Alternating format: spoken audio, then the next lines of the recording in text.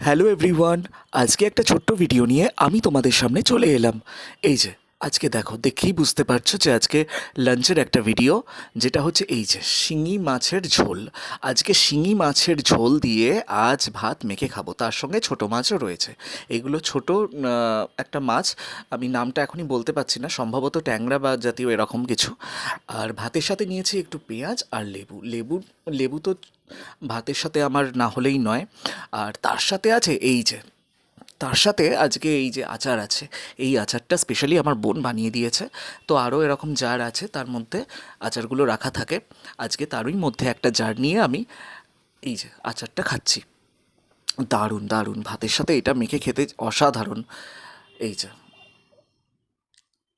আর তার সাথে তো আমি বললাম যে আজকে শিঙি মাছের ঝোল, আর শিঙি মাছের ঝোল দিয়ে ভাত, তার সাথে আচার আর একটু পেঁয়াজ লেবু। ওফ, অসাধারণ আজকে।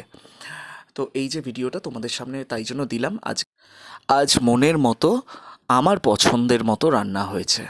এই যে, এগুলো আমার খুব পছন্দের জিনিস, আর যে কোনো বাঙালিরই আমার মনে হয় এই যে মাছের ঝোল দিয়ে ভাত খাওয়াটা খুবই ভালো লাগার একটা বিষয়।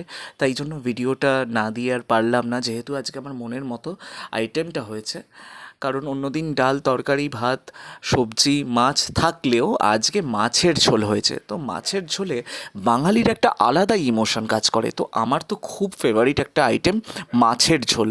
তো মাছের ঝোল আজকে হয়েছে, তো ভাবা যায়, আমি তো ভাবতেই পারিনি যে আজকে দুপুরবেলা এসে দেখব মাছের ঝোল হয়েছে। তো মাছের ঝোল নিয়ে আমার একটা আলাদা ইমোশন।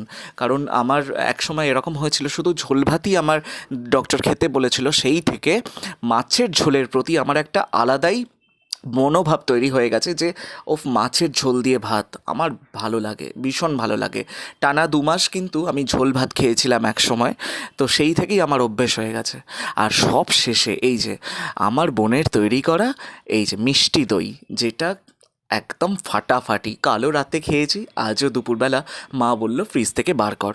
তো আমি আর দেরি না করে সঙ্গে সঙ্গে বার করে নিলাম এই মিষ্টি দই। আমি আর মা দুজন মিলে খাবো। তো এই যে টিফিনটার মধ্যে আমি ন্যাচারালি এটা 50-50 করে নিলাম। তো মা অর্ধেক খাবেন, আমি অর্ধেক খাবো, এই হয়েছে ব্যাপার।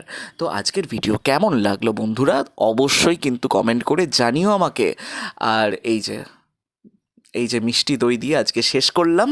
তো আবারও দেখা হবে নেক্সট ভিডিওতে। আজকের জন্য এতটুকু।